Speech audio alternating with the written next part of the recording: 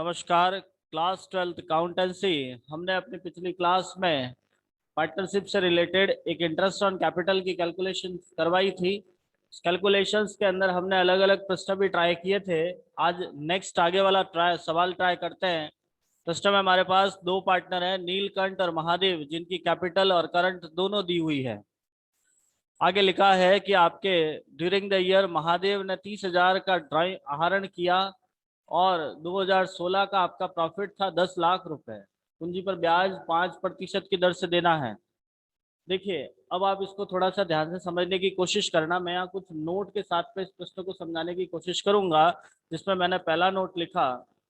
Node first, साझेदारों की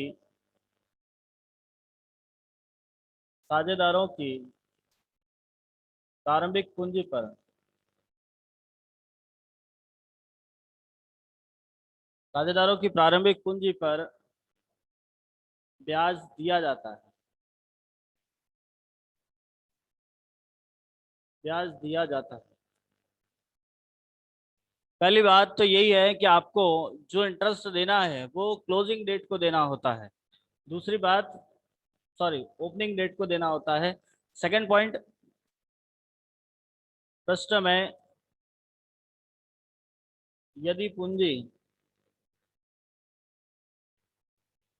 31 मार्च या 31 दिसंबर कोई सा भी क्लोजिंग डेट या अंतिम तिथि तो दी गई हो तो वह अंतिम पूंजी होगी, क्लोजिंग कैपिटल होगा आपका। देखिए, कैपिटल यदि हमारा कैपिटल ऑन 31 मार्च, 31 दिसंबर या क्लोजिंग डेट को दिया हुआ है, सवाल का मतलब क्लोजिंग डेट कोई सी भी हो, 31 डेट है, मतलब आपके पास वो क्लोजिंग कैपिटल होगी। अब जो मैं लिख रहा हूँ, ये हालांकि दोनों पॉइंट मैं पहले बता चुका हूँ, अब जो मैं लिखूंगा वो थोड़ा सा इंपॉर्टेंट पॉइंट है। यदि प्रश्न में स्थिर पूंजी विधि, देखो आपको याद होगा कैपिटल से रिलेटेड दो मेथड है। यदि प्रश्न में स्थिर पूंजी विधि अपनाई गई हो अपनाई गई हो या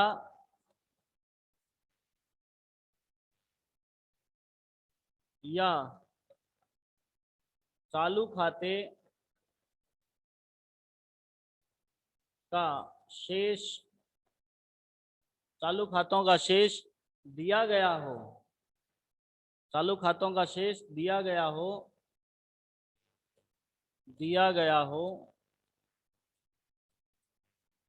तो साझेदारों की पूंजी में केवल अतिरिक्त पूंजी विनियोजन तथा पूंजी निकालने संबंधित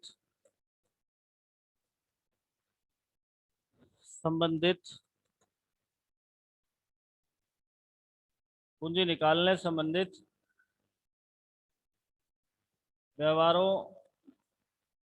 का ही समायोजन किया जाएगा।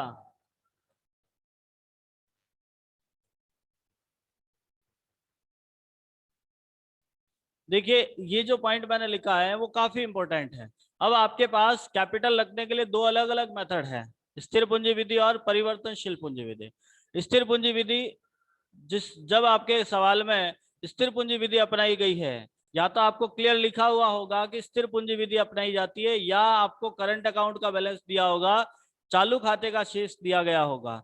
जब हमें चालू खाते का शेष दिया हुआ है, मतलब आपकी कैपिटल चेंज नहीं हो रही है। कैपिटल केवल दो ही ऐसे कंडीशंस होगी जहां आपकी चेंज हो जाती है, वो होता है एडिशनल कैपिटल आना और कैपिटल निकालना। यदि आपने एडिशनल कैपिटल लाया है या कैपिटल निकाला है तो ही आपकी कैपिटल को चेंज मानेंगे, अदरवाइज नहीं माना जाता है। अदरवाइज आपकी कैपिटल में कोई एडजस्टमेंट नहीं होता है जब आपका फिक्स कैपिटल मेथड लगा हुआ हो। Any doubt? अब हम इस सवाल को थोड़ा सा देखते हैं, इस सवाल में क्या दिया हुआ है। इस सवाल को देखा जाए तो आपके पास 31 मार्च 2016 की कैपिटल है, मतलब है तो क्लोजिंग, है तो आपके पास क्लोजिंग कैपिटल, बट साथ में आपको करंट अकाउंट भी दिया हुआ है। जब करंट दिया हुआ है इसका मतलब आपने कैपिटल के साथ सिर्फ दो ही एडजस्टमेंट किए होंगे, और वो होंगे आपका एडिशनल कैपिटल और कैपिटल विथड्रॉ। बट आपके नीचे जो इंफॉर्मेशन लिखा हुआ है उसमें कहीं ऐसा नहीं लिखा हुआ कि आपने इतना कैपिटल इन्वेस्ट एडिशनल कैपिटल लाया या कैपिटल विथड्रॉ किया। तो अब इस सवाल को हम इस तरह से सॉल्व करेंगे, का सॉल्यूशन करना है हमें। तो हम लिखेंगे calculation of interest on capital. अब आपके पास नीलकंठ और महादेव है, दोनों की कैपिटल कितनी दे रखी है वो एक बार आप देख लीजिए फटाफट। दोनों की कैपिटल आपको दी हुई है, देखो नीलकंठ की 10 लाख, महादेव की 10 लाख, 5% आपको इंटरेस्ट लगाना है। अब इसमें ना तो ड्राइंग का एडजस्ट होगा ना प्रॉफिट होगा। क्यों नहीं होगा?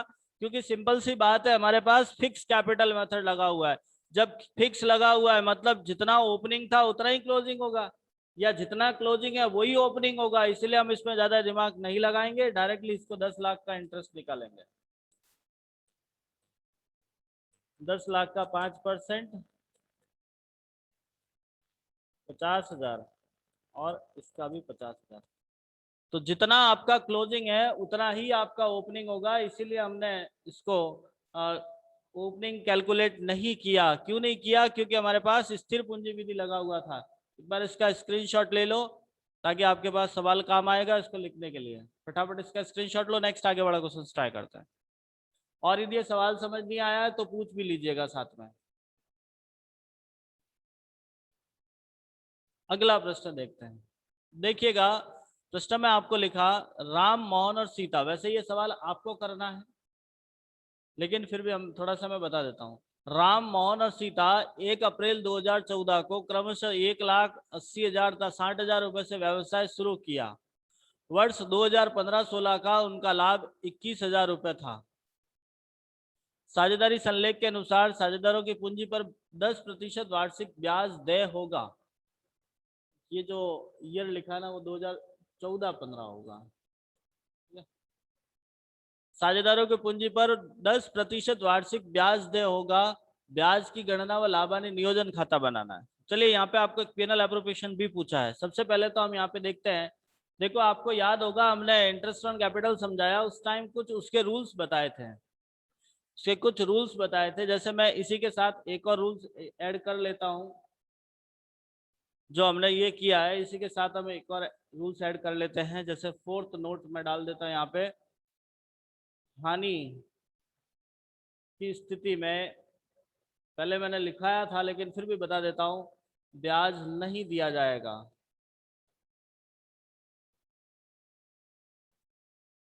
हानि की स्थिति में ब्याज नहीं दिया जाएगा।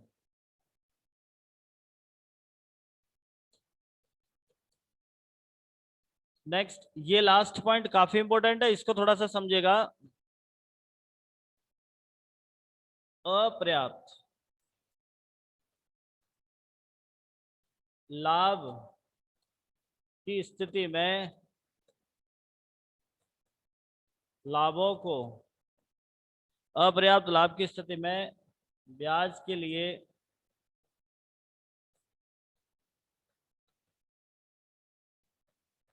लाभों को ब्याज के अनुपात में बांटा जाएगा।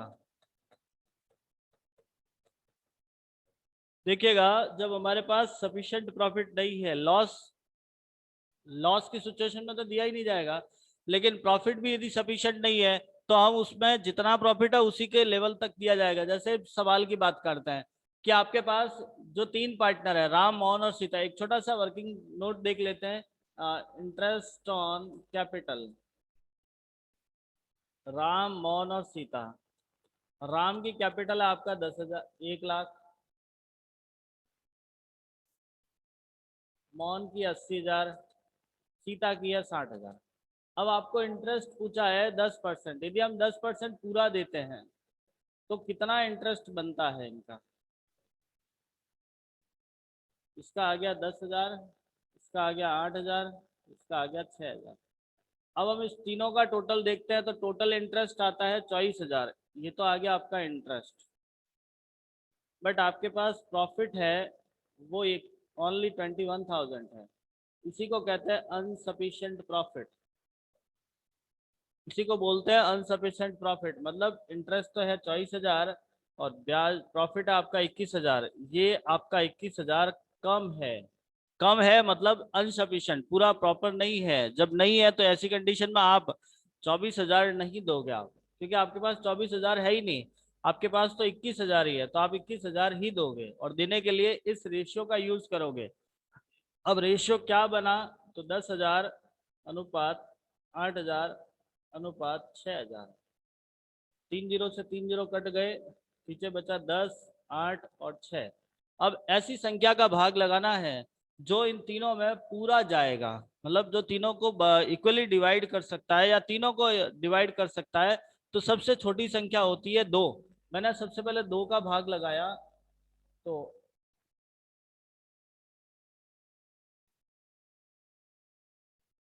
Very nice. 2 का भाग लगाया तो हमने 4 और 3, 5:4:3। अब इस संख्या में भी किसी संख्या का भाग लगाओ जो तीनों में जा रहा हो, तो ऐसी कोई संख्या नहीं है। आप चेक कर लीजिए, 2 का जाएगा नहीं, 3 का जाएगा नहीं, 4 का जाए, क्योंकि तीनों में जाना चाहिए। कोई नहीं है ऐसी संख्या जो इन तीनों को डिवाइड कर सके। इसीलिए हमारा रेशियो बनेगा वो होगा 5:4:3। आपका रेशियो क्या बन गया? 5:4:3। अब हमारे पास पीएनएल एप्रोप्रिएशन अकाउंट बनाना है, तो हम यहाँ पे एक अकाउंट बनाते हैं पीएनएल एप्रोप्रिएशन। पीएनएल एप्रोप्रिएशन को बनाते हैं। देखिएगा, सबसे पहले हम पीएनएल एप्रोप्रिएशन में लिखते हैं बाय नेट प्रॉफिट। हमारे पास 21,000 नेट प्रॉफिट दिया हुआ है और फिर लिखना है इंटरेस्ट ऑन कैपिटल। हमने लिखा टू इंटरेस्ट ऑन कैपिटल। पैसा तो 21,000 है तो आपको 21,000 तक ही देना है, इस बात का ध्यान रहे। भले हमारा इंटरेस्ट 24,000 बन रहा है, भले हमारा इंटरेस्ट 24,000 बनता है, बट अपने पास इतना इंटरेस्ट है ही नहीं है, पैसा ही नहीं है, प्रॉफिट ही नहीं है। जब प्रॉफिट है ही नहीं तो कहाँ से दोगे?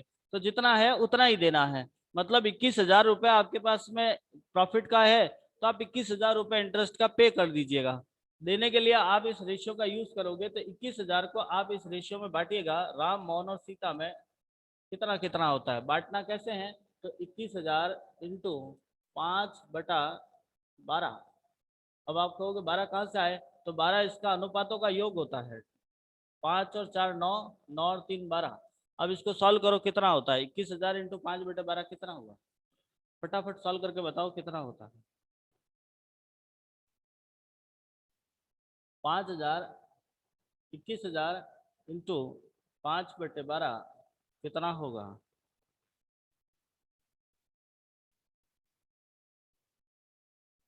अनीता जी, हेतल जी, ईशा जी, खुशबू जी, कुमकुम जी, पूजा जी, कौन बताएगा?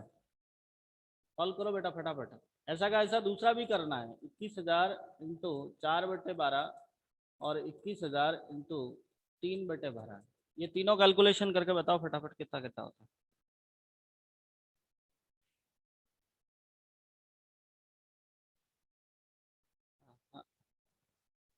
8,750। दूसरे का 21,000, इसका 7,000 और इसका फटाफट बोलो बेटा फटाफट बोलो। बाकी लोग कहाँ गए? 5,250। ये आपने तीनों में बांट दिया। इस तरीके से आपको इस सवाल को सॉल्व करना था, ठीक है। एक बार इसको स्क्रीनशॉट ले लीजिए, देख लीजिए इस सवाल का। कोई डाउट है तो पूछ लीजिएगा। हो जाएगा ये? तो ये था हमारा इंटरेस्ट ऑन कैपिटल। अब हम आगे का टॉपिक स्टार्ट करेंगे, इंटरेस्ट ऑन ड्राइंग। जनरली हमने इस सवाल से मतलब इंटरेस्ट ऑन कैपिटल से रिलेटेड पॉइंट कर लिए हैं। आपको प्रैक्टिस के तौर पे मैं क्वेश्चंस भेजूंगा जिनको आपको सॉल्व करना है। इंटरेस्ट ऑन कैपिटल में लगभग जो जो पॉइंट हो रहे थे वो हमने सॉल्व करा लिए हैं। और भी जो कोई छोटे मोटे डाउट रहेंगे तो वो हम जैसे आप प्रैक्टिस करोगे तब आपका सॉल्व हो जाएगा। नेक्स्ट अगला पॉइंट आता है हमारा इंटरेस्ट ऑन ड्राइंग। अगला बिंदु आता है इंटरेस्ट ऑन ड्राइंग, आहरण पर ब्याज। देखिए सबसे पहले तो हम ये जानने की कोशिश करते हैं कि आखिर आहरण क्या होता है। आहरण क्या होता है? आहरण पर ब्याज, आहरण क्या होता है? तो आहरण का मतलब होता है कि आपके पार्टनर ने अपने पर्सनल यूज के लिए जो पैसा निकाला है, यदि किसी पार्टनर ने अपने पर्सनल यूज के लिए पैसा निकाला है तो उसे हम कहेंगे आहरण।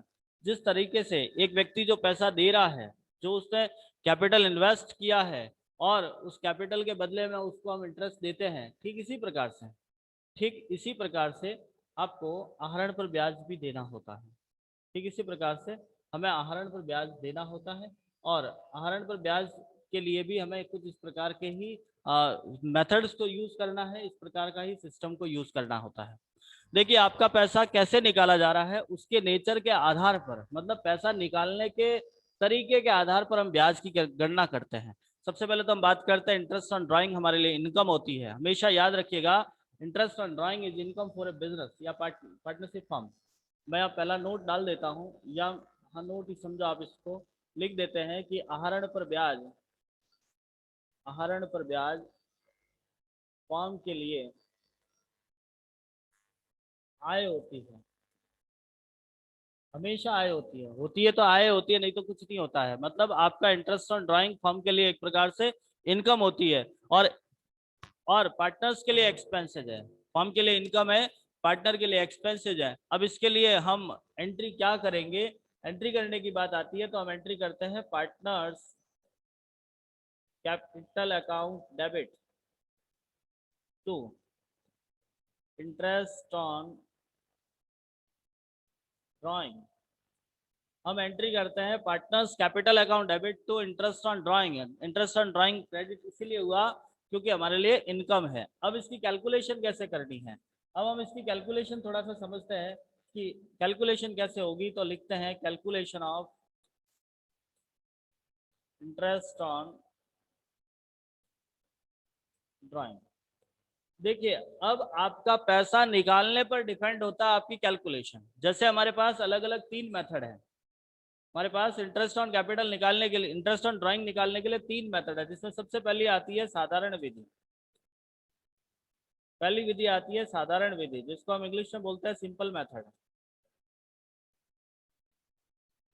बड़े ही ध्यान से समझना, जहां समझ में नहीं आए वहां पूछ लीजिएगा। कि हमारे पास सबसे पहला मेथड आता है सिंपल मेथड। अब सिंपल मेथड क्या होता है, कब लगता है? देखो आपको मैं एक बार फिर कह देता हूं, प्रश्न में ऐसा कहीं नहीं लिखा होगा कि आप सिंपल मेथड यूज करके अपना इंटरेस्ट निकालिए, ऐसा कहीं नहीं लिखा होगा। वो तो आपको समझना है, वो तो हमें पता लगाना है कि हमें कौन सा मेथड यूज करना है, और वो मेथड उसके सिचुएशन पर डिपेंड करती है कि उसका पैसा कैसे निकाला है।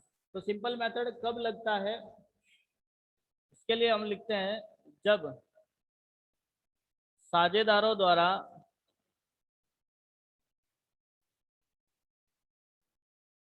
वर्ष में केवल एक बार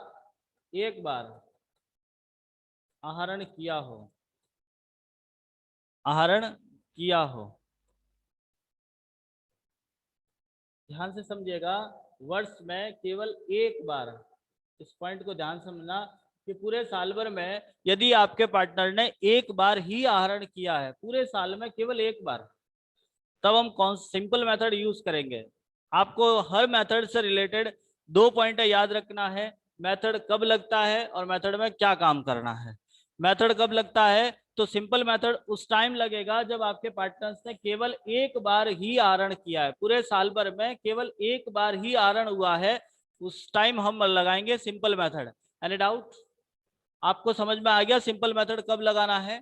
फटाफट रिप्लाई करना बेटा, ताकि मुझे समझ में आ जाए कि आपको आ रहा नहीं आ रहा।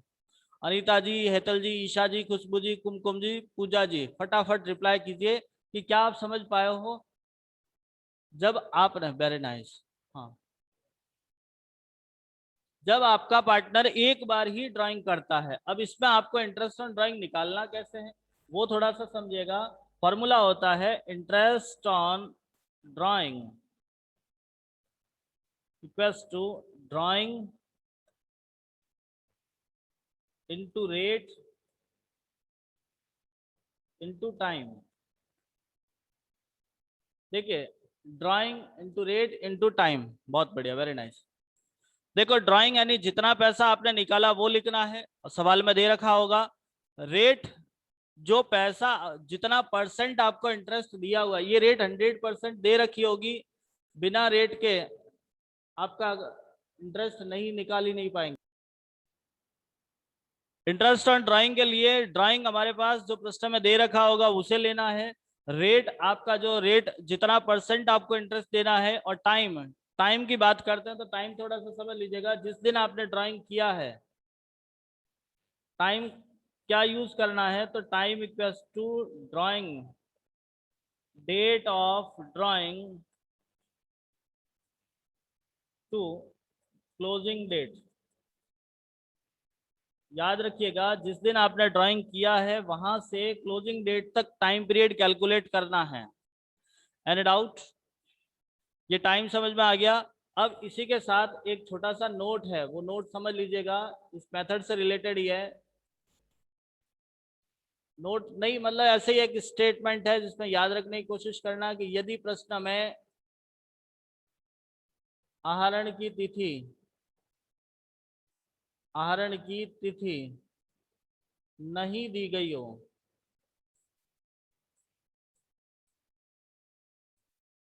अभी ध्यान रखिएगा, यदि आपको इंटरेस्ट की डेट दे रखी है, ड्राइंग की डेट दे रखी है कि भाई आपने ड्राइंग कब किया है, तब तो कोई प्रॉब्लम ही नहीं है, जिस दिन ड्राइंग किया वहां से क्लोजिंग डेट तक आप टाइम पीरियड कैलकुलेट कर लोगे। लेकिन यदि आहरण की डेट नहीं दे रखी है, ड्राइंग किस दिन किया वो दिया हुआ नहीं है, तथा आपको लिखा है वर्ष के दौरान आहरण हो, डेट नहीं दिया हुआ, और साथ में ये लिखा हुआ, जब डेट नहीं दिया गया होगा तो ये वर्ड लिखा हुआ ही होगा वर्ष के दौरान। या तो डेट दे रखी होगी, डेट नहीं है, मान लीजिए डेट नहीं है, तो ऐसा लिखा होगा वर्ष के दौरान आहरण किया। तो वर्ष के दौरान आहरण हो तो 6 माह का, 6 माह का ब्याज लगाया जाएगा। याद रखना, कंपलसरी है 6 मंथ का इंटरेस्ट लगाना है। तो ये था आपका सिंपल मेथड। एक छोटा सा प्रश्न ट्राई करते हैं, जैसे आपका सवाल कैसे आएगा। प्रश्न में जैसे लिखा हुआ है, ए व बी दो साझेदार है, ए ने 1 अप्रैल 2012 को 20,000 व, बेटा ले लेना, यहीं पे है, मैं अभी बता वापस कर लूंगा, वही स्लाइड वापस लाऊंगा, ले लेना 2 मिनट, मैं वापस स्क्रीनशॉट के लिए कह दूंगा आपको, ठीक है, 2 मिनट। 1 अप्रैल 2012 को 20,000 रुपए व बी ने वर्ष के दौरान 10,000 रुपए आहरण किया।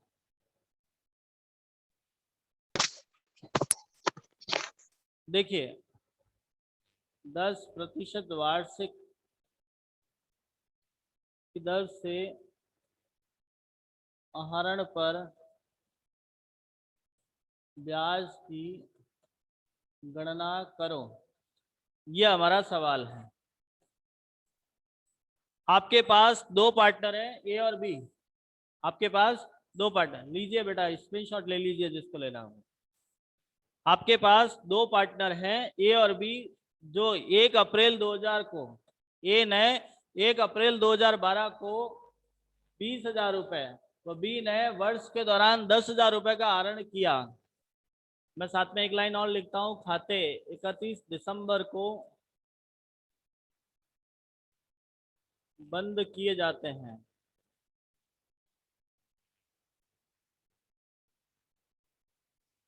किए जाते हैं। देखिए, अब आपके पास दो अलग अलग पर्सन है, ए और बी। ए ने 1 अप्रैल 2012 को 20,000 व बी ने वर्ष के दौरान 10,000 रुपए का आहरण किया है। 10% वार्षिक की दर से आहरण, फिर ब्याज की गणना करनी है। यहाँ हम इस सवाल में देख पा रहे हैं कि हमारे ए और बी ने एक बार ही आहरण किया है, पूरे साल भर में केवल एक बार। ए ने एक बार 20,000 निकाले है, बी ने एक बार 10,000 निकाले हैं। अब हमें 10% की दर से इस पर इंटरेस्ट निकालना है। इंटरेस्ट देना कैसे है, उसकी कैलकुलेशन करते हैं। Calculation of interest on drawing. देखो, ए का अभी हमने एक फॉर्मूला समझा था, फॉर्मूला था drawing into rate by 100 into time. चलिएगा, ए का ड्राइंग कितना है, 20,000। ए का ड्राइंग है हमारे पास 20,000। रेट दे रखी है 10%। अब प्रश्न आता है टाइम का। तो टाइम से रिलेटेड भी हमने 2 पॉइंट बताए हैं। पहला पॉइंट था कि यदि आपको डेट दिया हुआ है, उस कंडीशन में date of drawing to closing date, मतलब आपका जिस दिन ड्राइंग हुआ है वहां से क्लोजिंग डेट तक आपको टाइम पीरियड कैलकुलेट करना है। और यदि आपको डेट नहीं दिया हुआ है, उस कंडीशन में आप एवरेज 6 मंथ का इंटरेस्ट लगाओगे। बट ए के लिए इंटरेस्ट, ए के लिए आपको डेट दे रखी है, डेट है आपका 1 अप्रैल। अब मुझे बताओ ए का टाइम कितना होगा। मैं वेट करूंगा आपके रिप्लाई का, फटाफट। आप जब तक रिप्लाई नहीं करोगे मैं आगे नहीं पढ़ाऊंगा आपको। ए का टाइम कितना होगा, 9 मंथ। Very nice. बाकी लोग आप चाहो तो अपना ऑडियो स्टार्ट करके बोल सकते हो। 9 महीने, तो एक साल में 12 महीने होते हैं, इसलिए 9/12 लिखना होगा। ऐसा का ऐसा बी का निकालते हैं। बी का ड्राइंग कितना है, 10,000, जिसका 10%। हाँ, बी के लिए तो कोई डेट दिया हुआ नहीं है, बी ने कब निकाला, ऐसी कोई डेट नहीं है हमारे पास में। जब टाइम पीरियड नहीं दे रखा है, आपके पास डेट नहीं दे रखी है, कंडीशन में हम कितने महीने का इंटरेस्ट लगाएंगे, जल्दी बोलो फटाफट। कितने महीने का, 6 मंथ। वेरी नाइस खुशबू जी। एवरेज 6 मंथ का इंटरेस्ट हो गया। अब इसको सॉल्व करेंगे, कितना होगा, 500 रुपये, 1,500 रुपये। तो ये सवाल समझ में आ गया, एनी डाउट, स्क्रीनशॉट ले लीजिएगा। नेक्स्ट सेकंड मेथड देखते हैं। फर्स्ट मेथड में ऐसा ही काम करना है, ऐसे ही प्रश्न आएंगे, इसके अलावा और उस प्रश्न में कुछ भी नहीं होगा। यदि आपका फर्स्ट मेथड दिया हुआ है तो वो ऐसे ही प्रश्न रहेंगे। ठीक है, क्लियर कर लोगे। अगला मेथड देखते हैं, ये समझ में आ गया। नेक्स्ट मेथड, दूसरा विधि है, दूसरी विधि है गुणनफल विधि, प्रोडक्ट मेथड।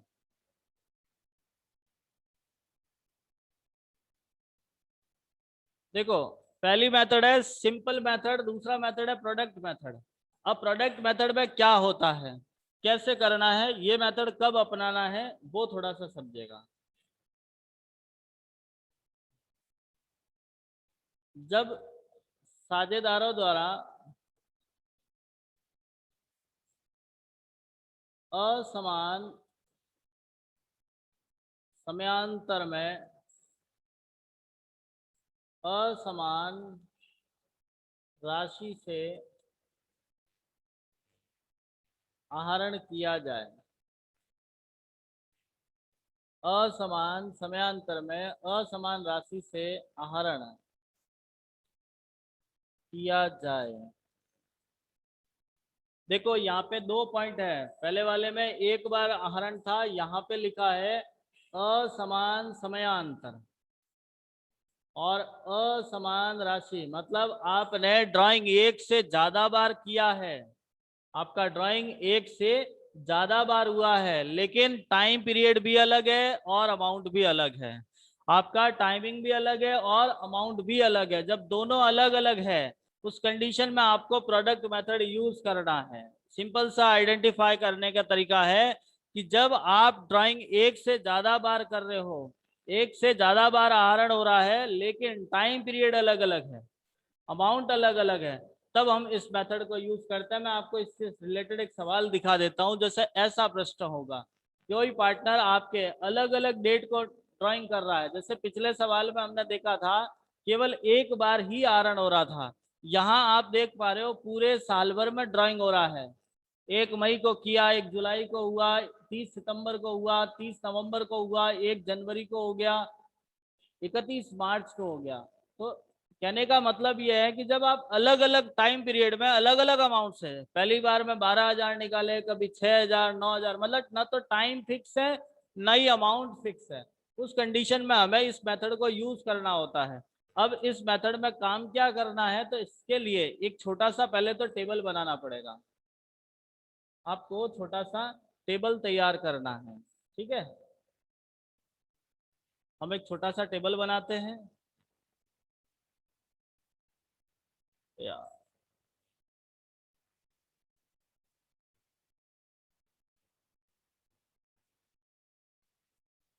जिसमें आपको अलग अलग कॉलम्स खोलने होंगे।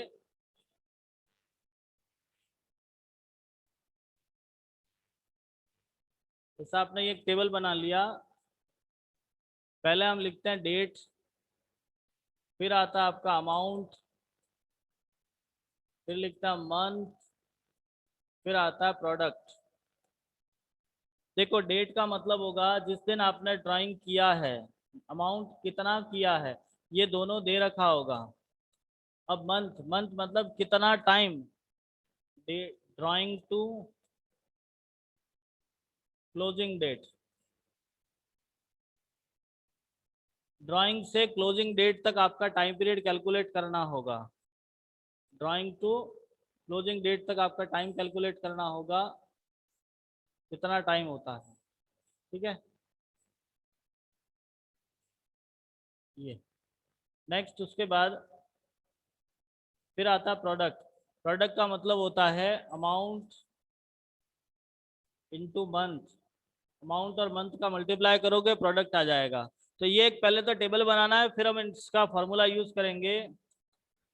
Interest on drawing equals to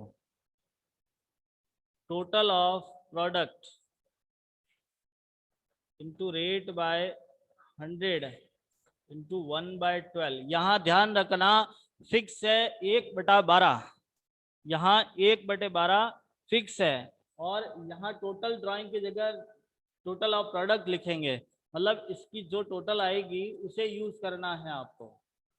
any doubt? आपको अभी हमने दो मेथड समझाए हैं, सिंपल मेथड जिसमें एक बार ड्राइंग करना है, प्रोडक्ट मेथड जिसमें एक से ज़्यादा बार करना है, लेकिन आपका टाइमिंग अलग अलग होता है। अलग अलग टाइमिंग में अलग अलग अमाउंट से निकालते हो तो आपको प्रोडक्ट मेथड यूज करना है। प्रोडक्ट मेथड के लिए आपको एक छोटा सा टेबल बनाना पड़ेगा और इसको सॉल्व करना पड़ेगा। कर लोगे ये काम? तो इस मेथड से रिलेटेड हम अपना सवाल नेक्स्ट कल करते हैं। बाकी इससे रिलेटेड यदि कोई डाउट आ रहा है तो आप पूछ लीजिएगा, छोटे मोटे जो समस्याएं हैं जरूर पूछिएगा और मेहनत कीजिएगा। मेरा कहने का तात्पर्य रहता है कि जितना काम बेटा कुछ भी नहीं करना, जो आज का काम यदि आज आपने नोटबुक में कर लिया, मतलब क्लास वर्क यदि आपने टाइम पे कंप्लीट कर दिया, और उससे रिलेटेड यदि 1 से 2 एग्जाम्पल भी आपने ट्राई कर दिए, देखो मुझे कहने की आवश्यकता नहीं होनी चाहिए बार बार कि आप एग्जाम्पल ट्राई कीजिए।